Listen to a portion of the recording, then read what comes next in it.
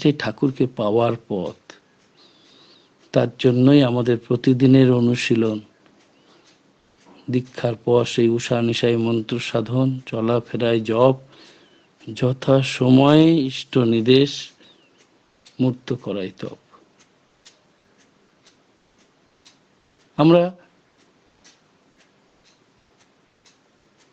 তাকে বাদ দিয়ে চলার চেষ্টা করি। আর তিনি কি বলেন যে আমার পরিবারের সংখ্যা যদি কজন জিজ্ঞাসা করে আমি যেন বলতে পারি +1। অর্থাৎ তিনি আমাতে, আমার পরিবারে সমাহিত হয়ে আছেন। এটাই তার লীলা। যুগ যুগ ধরে তিনি লীলা করে চলেছেন। পরম দয়াল শ্রী ঠাকুর একবার আমাদের দেওঘরে তার যে পূর্ণ লীলাভূমি, সেই বড় দালানের হল ঘরে তিনি তার প্রশস্ত শয্যায় আছেন। কাহার পাড়া থেকে কয়েকটি ভাই এসে তার কাছে বসেছে। তাদের মধ্যে থেকে একজন জিজ্ঞাসা করছেন ঠাকুরকে, ঠাকুর শান্তি বড় না মুক্তি বড়? ঠাকুর অপূর্ব ভঙ্গিমায় তার সেই আজানুলম্বিত হাত দুখানি উপরের দিকে তুলে স্নেহ ভরা কণ্ঠে বললেন, দূর, মুক্তি দিয়ে আমার কি হবে? তিনি অনন্তকাল আছেন, আর আমিও অনন্তকাল আছি তার দাস। আমার কাজ হলো আমি তার সেবা করে চলব। তা না হলে আমার এক্সিস্টেন্স, আমার এই অস্তিত্ব, আমার বেঁচে থাকা, আমার যে প্রতিদিনের একটু একটু করে বেড়ে ওঠা, ওইসব লোপ টোপ করে দিয়ে মুক্তি লাভ, সে আবার কেমন কথা? আমি বিপদ থেকে মুক্তি চাই, কিন্তু আমার এই দেহের থেকে মুক্তি চাই না। তারপর পরমদয়াল হাত দুখানি তার বক্ষের মাঝে এনে দুখানি জোর করে সামনের দিকে একটু ঝুঁকে পড়ে বলতে লাগলেন, হে ঠাকুর, তুমি তা করো না যাতে আমার আমিত্ব লোভ হয়ে যায়। আমি যেন তোমার কাছে থাকতে পাই জন্ম জন্মান্তর ধরে। ভক্ত এই কয়। তাই ঠাকুর বলেন, উত্থানেরই পতন আছে, কবির কহে সাধু, ভক্তিটাকে ছাড়িস নেকো কভু। ভক্তের সম্বল এই ভক্তি, আত্মসমর্পণ। আমরা দেখেছি ঠাকুরের একই সুর ভেসে ওঠে পরম পূজ্যপাদ শ্রী আচার্যদেবের প্রত্যেকটি কথায়। তাই তো তিনি তার বাবার দেওয়া সেই গানের প্রতিটা গানের চয়ন করে আমরা অনুভব করি তার দিব্য উপস্থিতি। তুমি বিশ্বভুবন করেছ সৃজন, রেখেছ বর্ধনায়, প্রণাম প্রভু, হে দয়াল ঠাকুর, প্রণাম তোমার পায়। তুমি আদি, তুমি অন্ত, তুমি ইচ্ছাময়, রাখো হে দয়াল সর্বজনে নাশ মৃত্যু ভয়। সবারই মন যেন তব পায়ে ধাই, আরতি করি পদপ্রান্তে নিত্য বন্দনায়। তুমি মুক্তি, তুমি শক্তি, শান্তি দয়াময়, লোভ মোহ হোক দলিত তব করুণায়।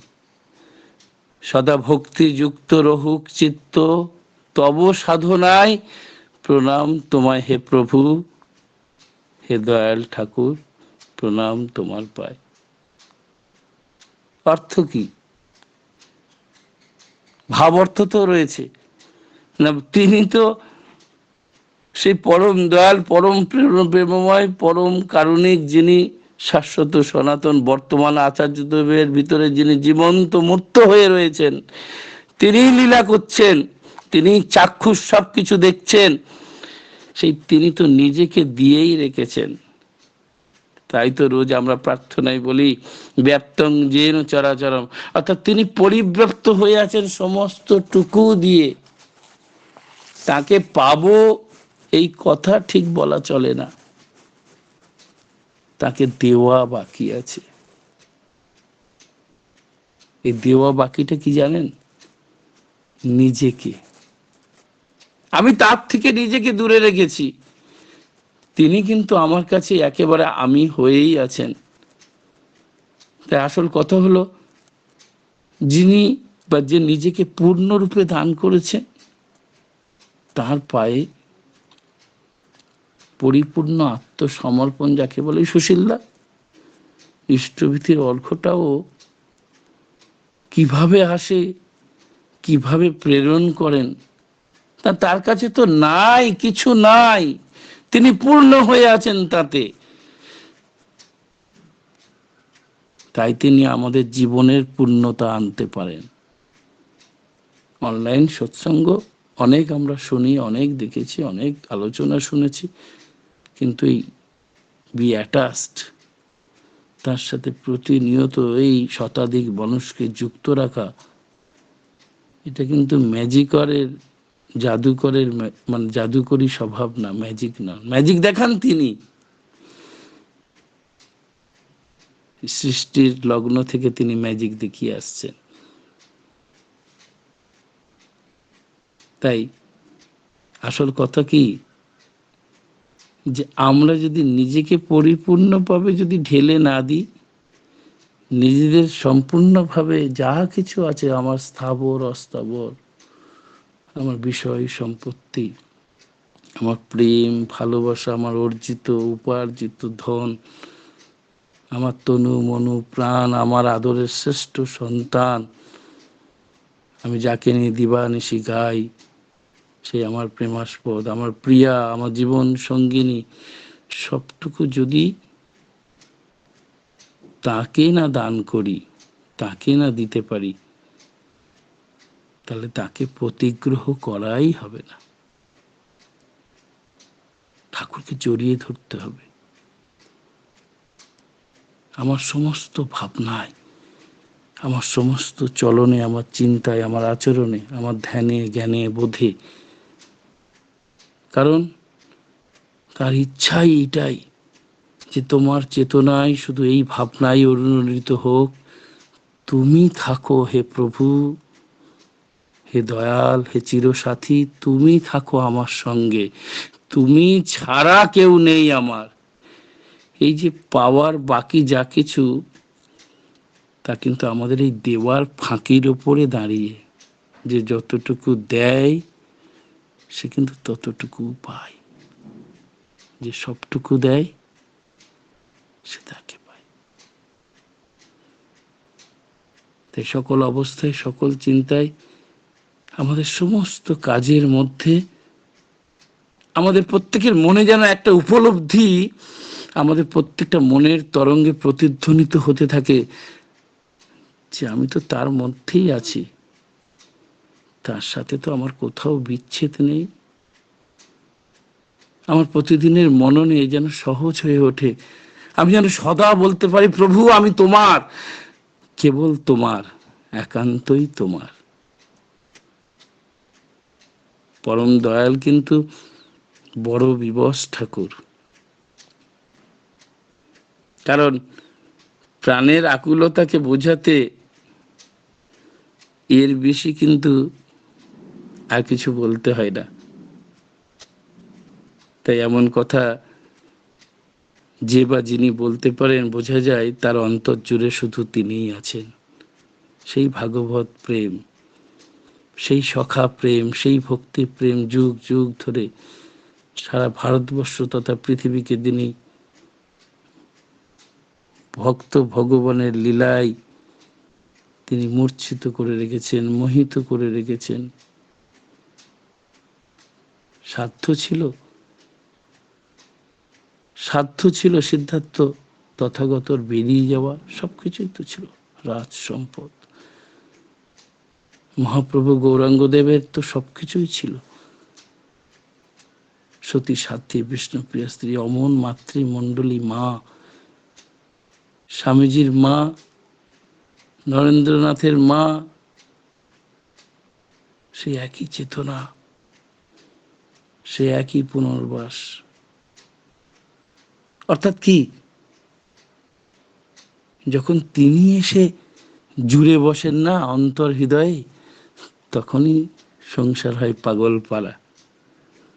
দয়াল আমার মাঝে আমার আমি হয়ে আছে আমি হারা, তখন তিনি বাকিটুকু করিয়ে নেন। এটাই হলো ভাগবত লীলা, মানবীয় লীলা। তাই তাকে ধরে থাকতে হবে,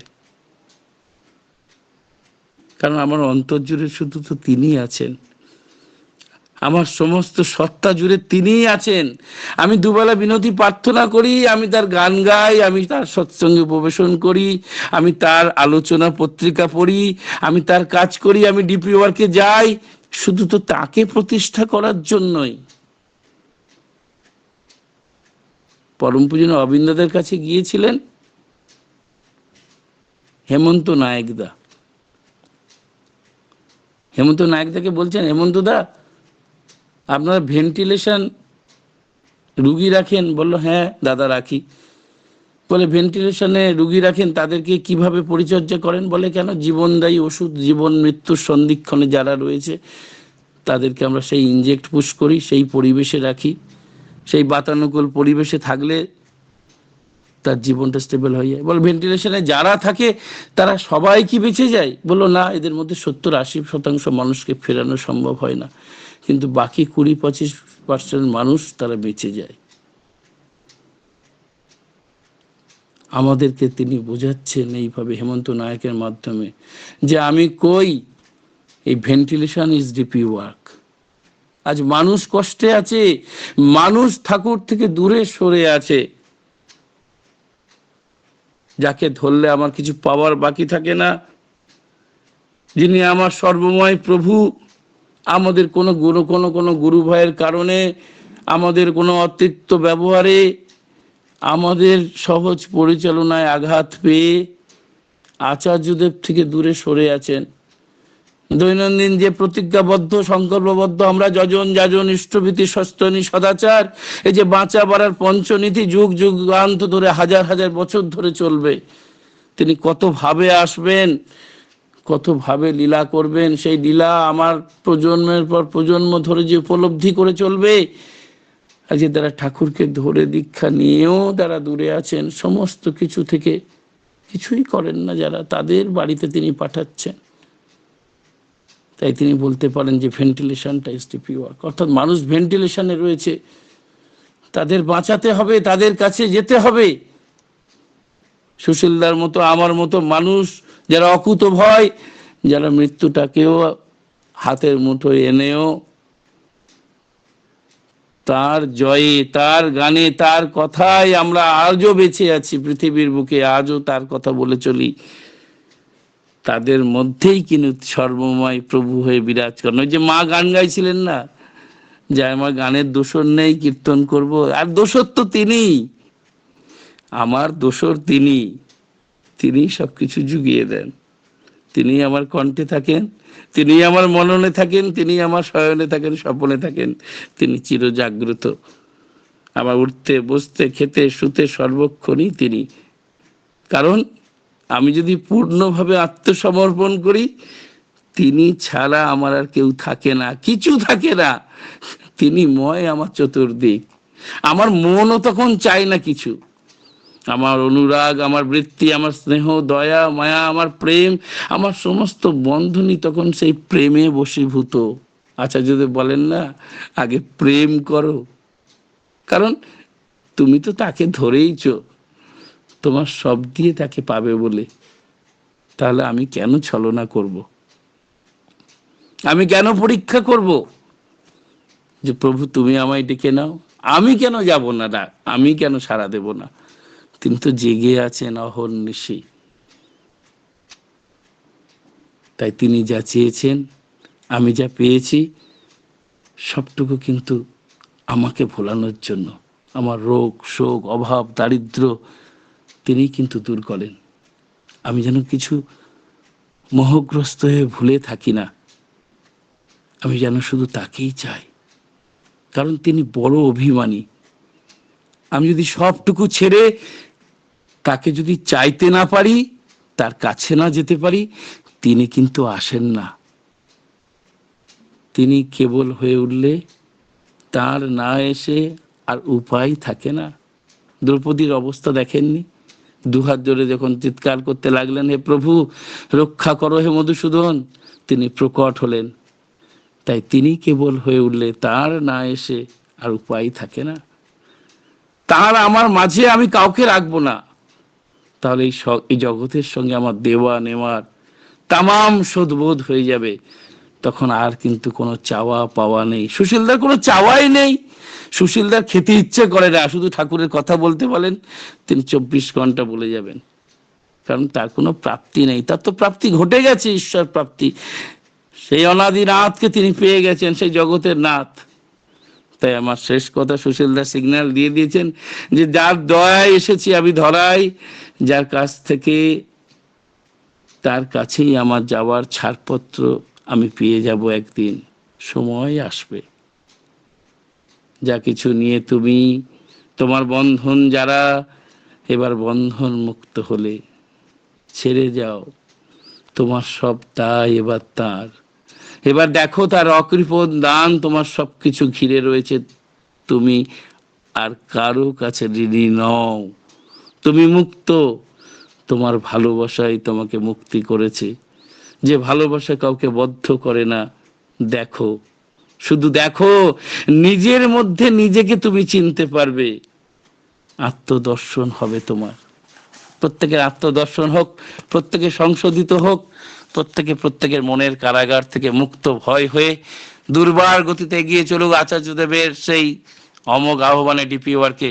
সবাই ভালো থাকুন, বেঁচে থাকুন, সুখে শান্তিতে প্রত্যেককে ঠাকুরের করে তুলুন, এই আমার একান্ত প্রার্থনা। জয় গুরু, বন্দে পুরুষোত্তম। জয় গুরুদেব, জয় গুরু। খুব সুন্দর। আমার শ্রদ্ধা সলিল্লা তার কথা বলে আমার সেই ওই আলিবাবা 40 চোরের সে আলিবাবা কাসিম বাবার কথাটা মনে পড়ে গেল। আমাদের চাওয়াটা কিরকম, কাসিম বাবা যখন সেই চাইলো তার চাওয়াটা একরকম, আলিবাবা যখন চাইলো তার চাওয়াটা আর একরকম। তা একজন চাইলো সে তার জীবনটাকে, সে সবকিছু চাইলো, তার জীবনটাকেই বিনাশ করে ফেললো, নিজেই করে ফেললো। আর একজনের চাওয়ার মধ্যে স্থিরতা ছিল, তাই তার প্রাপ্তিটা ঘটলো। আমাদের জীবনের চাওয়াটা কেমন হবে এটাও আমরা চাইতে জানি না, সত্যি চাইতে জানি না। আমি তো মানে সবাই বললে বিশ্বাস করবেন কি না, মানে অনেকে বিশ্বাস করতে চায় না যে একসময় প্রচুর খেতাম। খাওয়াটা যেন মানে আমার একটা বিশেষ, কোথাও গেলে কত সময় খেতে দেবে, কি কি খেতে দেবে, এটাও একটা চাহিদা ছিল। আর আজকে এমন হয়েছে যে খাওয়ার কথা শুনলে ভয় লাগে।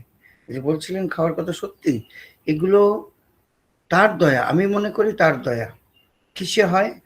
বাস্তবে একটু নাম ধ্যান করলে হয়, বাস্তব কর্ম নিয়ে থাকলে হয়, এগুলো হয়। শরীরের চাহিদাটা আস্তে আস্তে, কিন্তু শরীর কি, যখন খেতাম 2 বাটি ভাত খেতাম দুপুরবেলা, 2 বাটি, টিফিন কারিতে 2 বাটি ভাত থাকতো আর 1 বাটিতে তরকারি থাকতো। আর তরকারি ওই 1 বাটিতে যা দেবে, বেশি ভাগের দিতে হবে না, কিন্তু ভাতটা বেশি দাও। সেই সময় আমার ওজন ছিল 54 থেকে 55 কিলো।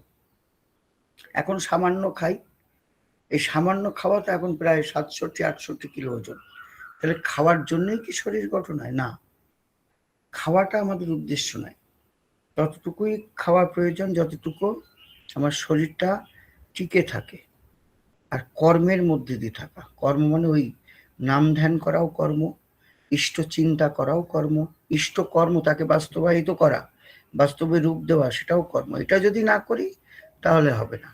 মস্তিষ্কের মধ্যে একটা কোনো কর্ম আসলো, আমার মস্তিষ্ক কাজ করতে শুরু করলো, কি কি আমার করণীয়, এই কাজ যখন সে করলো তার মানে আমি কর্মের মধ্যে আছি, এই কর্ম চিন্তা। আর এই কর্মের মধ্যে দিয়ে ঠাকুরের মঙ্গল হয় না, মঙ্গল হয় আমার ব্যক্তিগত, আমার হলে অন্যদের হয়, আমার পরিবারের হয়, পরিবেশের হয়। তাই আমাদের কর্মের মধ্যে থাকতে হবে। চাওয়াটা তেমন যে আমার চাওয়াটা যেন শুধু তিনি হন, তাকে চাইলে সব পাওয়া যায়।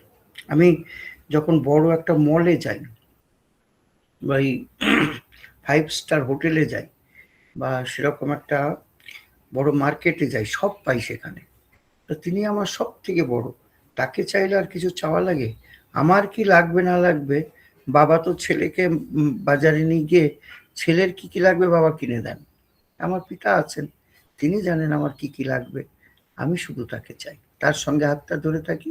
বাবার সামনে যেমন হাত ধরে থাকি, বাজারে যাচ্ছি বাবা হাত ধরে আছেন, খেয়াল রাখছেন, বারে বারে দেখছেন আমার ছেলে আমার সঙ্গে আছে কিনা, আমার মেয়ে আমার সঙ্গে আছে কিনা। ঠিক ঠাকুরও তাই, ঘুরে ঘুরে দেখেন আমার কি প্রয়োজন, আমি ঠিক আছি কিনা, কিন্তু আমি যেন তার সঙ্গে থাকি। খুব সুন্দর ইষ্ট প্রসঙ্গ শোনা আমার সলিলদা, প্রার্থনা করি তারা